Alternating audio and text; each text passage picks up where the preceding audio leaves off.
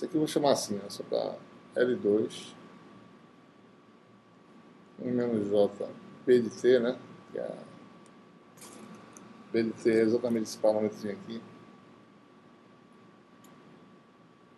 Né? É o fator que tem lá. O fator que tem no complexo, né? Então você obtém exatamente, se você escrever desse jeito, né? O número complexo é 1 menos JB, né? Então a tangente de φ dá esse B, né? Que é a fase do número complexo, certo? Bom, então com essas transformações, né, a gente fica com essa expressão aí,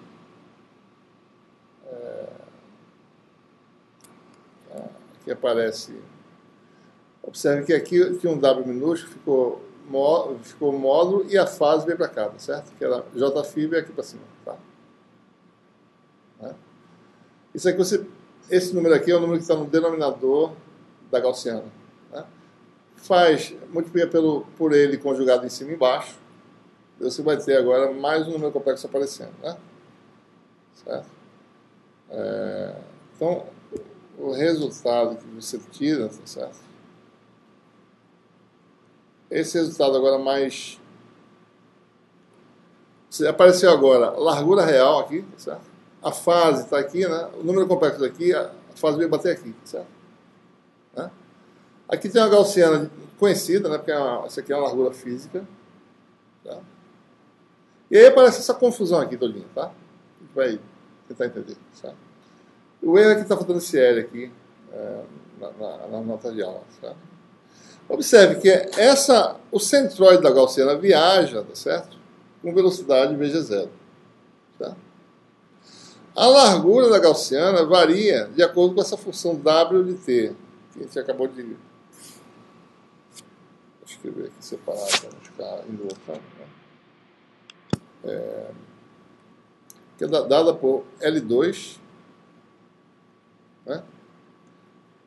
1 mais B2. Esse B só existe, né, por causa da derivada da velocidade de grupo. Então, B2 é igual a, melhor, B, né?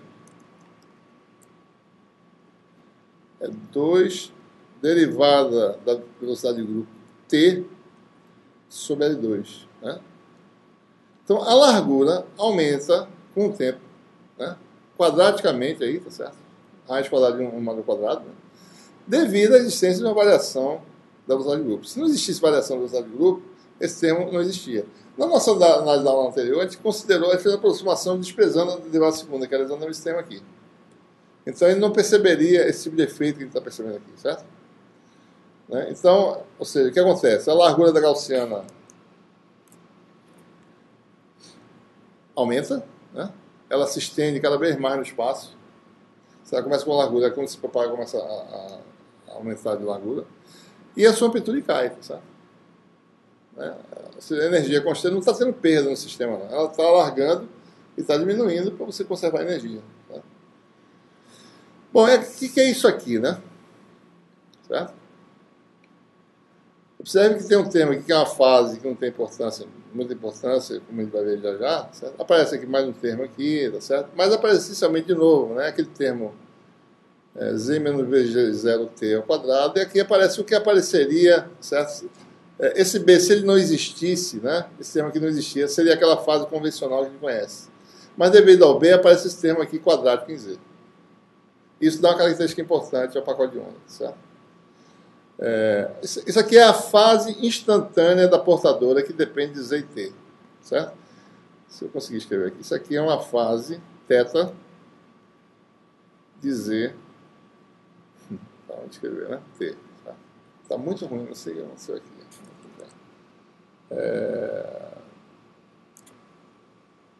Então a portadora tem uma dependência, né? A fase dela depende de Z e de T. Tá? Quer dizer que você não tem mais um cosseno cuja frequência é constante, certo? Normal. A frequência é variável. Né? De que forma essa frequência varia? Né? Então você... Olha, isso aqui, né? Θ de ZT, certo? o θ é exatamente, né? Pode ser determinado, né? Como a fase num determinado instante de tempo, ou seja, um ângulo, vamos falar em ângulo, um ângulo no momento de revolução, né? Em determinada situação, tá certo? Pode ser determinado num ângulo no tempo inicial, certo? Mas, ele, na verdade, está fazendo análise espacial, né? Ao contrário, né? A gente está falando, quando a gente tem uma onda se estendendo no espaço, a gente quer saber, tira uma foto, tá certo? E obtém, olha para toda a portadora no espaço, né? E vê como é que está variando a fase ao longo do espaço, né?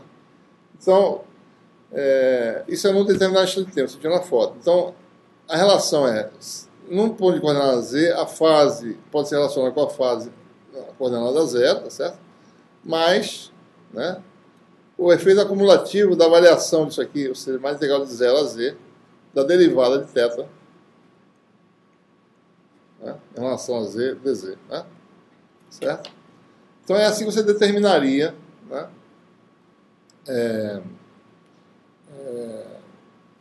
a fase num determinado ponto de coordenada z.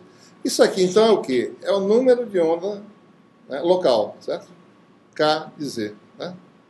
Num ponto de coordenada z, o número de onda, ou seja, a frequência espacial local, é simplesmente a derivada de θ da fase em relação a z, certo? Isso seria semelhante no caso do tempo, né? A frequência num determinado ponto t é a derivada da fase em relação ao tempo, né? Você tem a frequência angular, né? Ciclos por segundo, certo? Então você tem que integrar o ângulo para você obter, né? Integrar na frequência para você obter um ângulo, ou seja, a fase, tá certo? Então é isso que a gente precisa saber. Como é que o número de onda, tá certo? A frequência espacial varia com z, né? É variável, não é mais constante. Então se a gente pega aquela expressão e calcular a derivada em relação a z, né?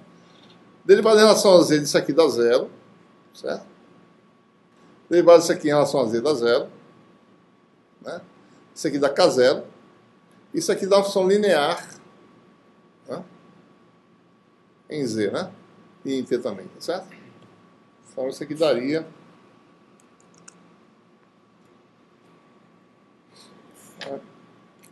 a derivada disso aí, tá certo? Onde é que está a derivada, hein? Quer dizer, não calculei, mas daria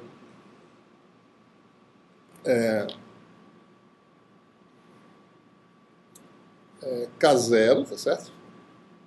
Mais uma função linear de z, né? Em cada instante de tempo t.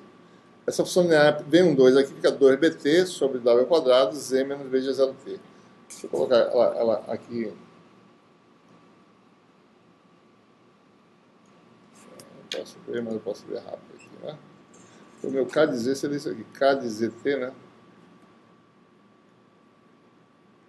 Seria k0. Né? Menos, mais 2b sobre w, né?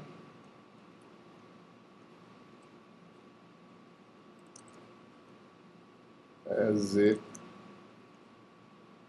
menos V de G0T. Tá? Em cada instante de tempo, você tira uma foto do seu pacote de onda no espaço e olha a frequência local variando ao longo do pacote de onda. Certo? A frequência da portadora. Né?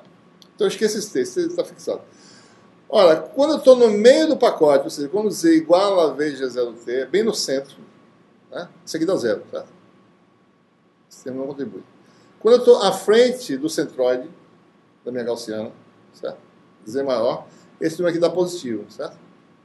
E se Z for menor, esse número dá negativo. Ou seja, se Z for maior que VG0T num dado instante de tempo, né? Se eu estiver à frente do centroide, K vai ser maior do que K0. Né? No centro, K igual a K0. E abaixo, né?